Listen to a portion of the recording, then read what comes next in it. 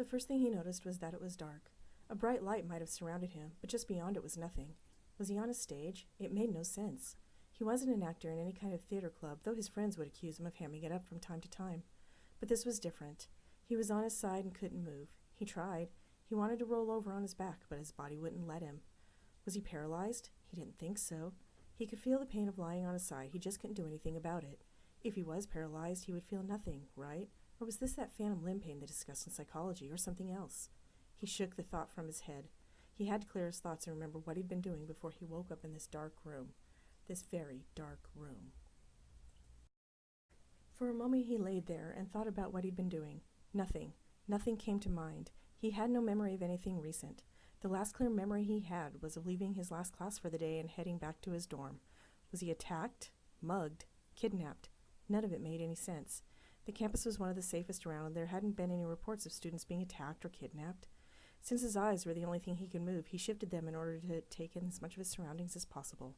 It really wasn't much. He was able to see the bare bulb above him, which did nothing to tell him where he was and only added to the ache in his head. Below him, he could make out very few details of the floor. It was dark, either black or charcoal gray, and it felt like linoleum beneath his cheek. There were slightly darker stains marring the surface, but he couldn't make out what they were. Some looked old, dry, and caked on, while others glistened as if they were fresh, but he saw no real color to them. Just something dark, maybe brown, maybe red. After seeing all he could, which wasn't much, he closed his eyes and listened. Soundless. About all he could hear was the beating of his own heart and breaths he took. Never before had he been surrounded by such silence. There was a faint sound, something distant, maybe a grunt followed by an immediate thunk, like the sound of something solid hitting something soft but also solid. The first thing that came to mind was a bat or pipe striking a punching bag. He heard the sound once more before it stopped, and silence smothered him once again. He kept his eyes closed and took a deep breath. It was then that he noticed the foul odor in the air. It was unlike anything he'd ever really smelled before. It was thick with a hint of copper. It was combined with something rotten. Maybe he was near a dumpster, though that didn't seem right. He took another whiff and caught the coppery hint and malodorous rot again. It was then he realized he was close to rotten meat. It was definitely a nauseating smell, and he had to swallow down his own vomit that threatened to spew out ahead of him. He couldn't imagine it would be helpful, seeing as though he couldn't really move.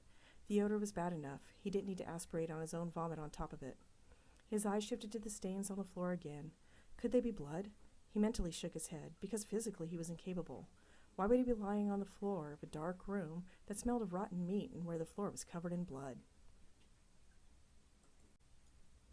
Maybe his friends were playing a joke on him, though he couldn't imagine a single one of them would think anything like this was funny. Their tastes in humor ran along the lines of bodily function jokes, drunk pranking, and watching and emulating idiots on television.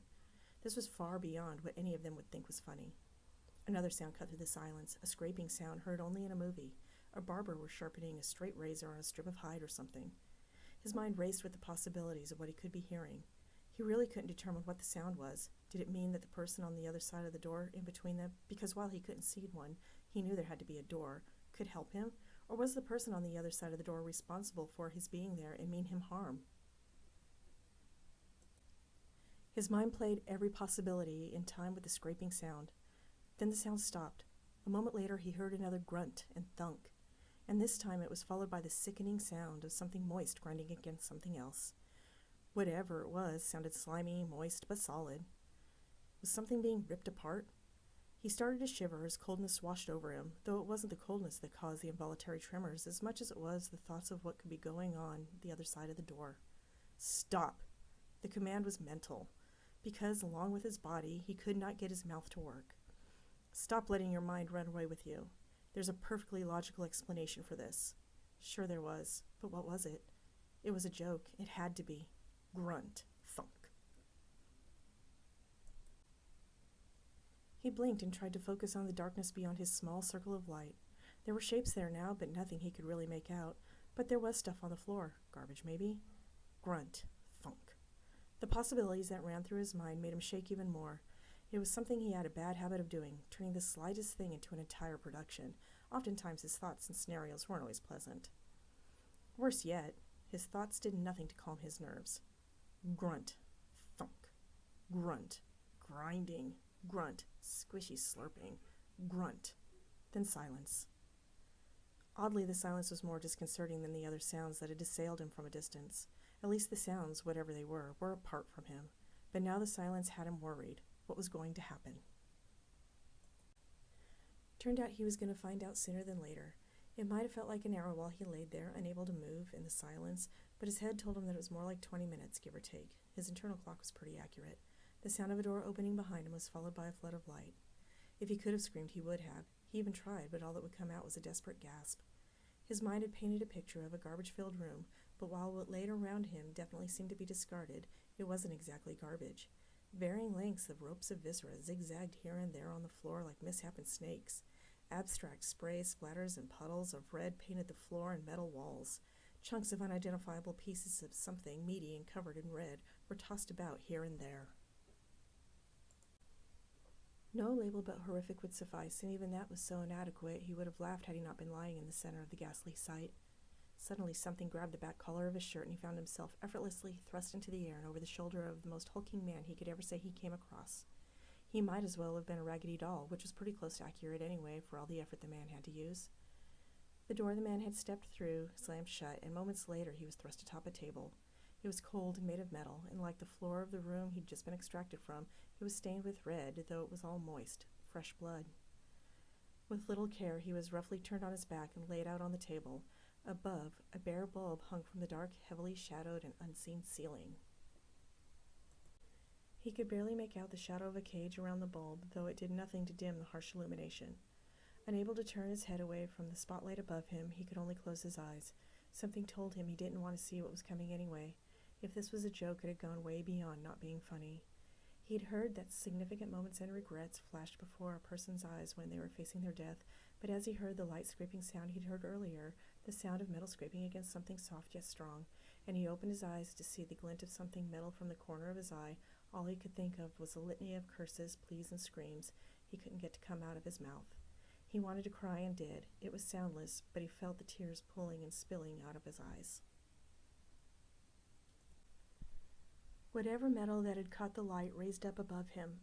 It was mostly hidden in shadow, but he could see enough of it to make out a machete. Ah! The scream was only in his head. Thunk, grunt. The pain was beyond anything he'd ever felt before, and in his mind he screamed again. Thunk, grunt. He hated making one of his most respected and influential customers wait, but the order had been large, and he had no choice. It wasn't as if he could have a local rancher deliver the goods. He had to be careful. He'd finally finished up with the last of the cattle and got it wrapped up and boxed. When he carried the box from the back, he faced the only customer in the shop. As always, she was dressed in black, from her black dress to her boots, from her long ankle-length fur coat that hid the lithe, slim curves of her body to the veiled hat on her head that hid the shock of flaming red hair that hung in curls around her shoulders. Beneath the veil was a pale porcelain face whose beauty hid the beast within. "I take it by my weight that everything is in order," she said in a smoky, sensual tone that reminded him of the glamorous actresses of the 50s. Her black eyes smoldered as she looked at him through the veil, her blood-red lips straight with no curve as she awaited his answer. "Yes, madame, I'm truly sorry you had to wait," he said, then glanced down at the floor. Madame was not someone to be toyed with. From the arm of the black fur, a silky black glove reached out for him, and with her slim fingers she lifted his chin. "As long as the order is complete, there is nothing to apologize for." He looked into her pale face, and she rewarded him with a wide smile that revealed each pointed ivory tooth in her mouth. He breathed with relief and smiled himself. He carried the box out to her black Mercedes and stored it in the trunk. "Thank you. I will see you next week," she said smoothly, and headed to the rear passenger door on the sidewalk side of the car. There she waited. He did not need to be told, but instead instinct had him walk around to the door and open it for her. The interior of the car was dark, as everything else that surrounded the dark beauty, and he watched until the car disappeared into the fog, just starting to roll down the street. Only then did he think of the next order to fill. She couldn't move. Why couldn't she move? She tried to open her mouth to call out, but she found that she could not move. However, she knew that she was not paralyzed. Had she been, there was no way she could have felt the pain and stiffness in her body. What happened? How long had she been there? Only darkness surrounded her, but there was a distant sound. Thunk, grunt, thunk, grunt.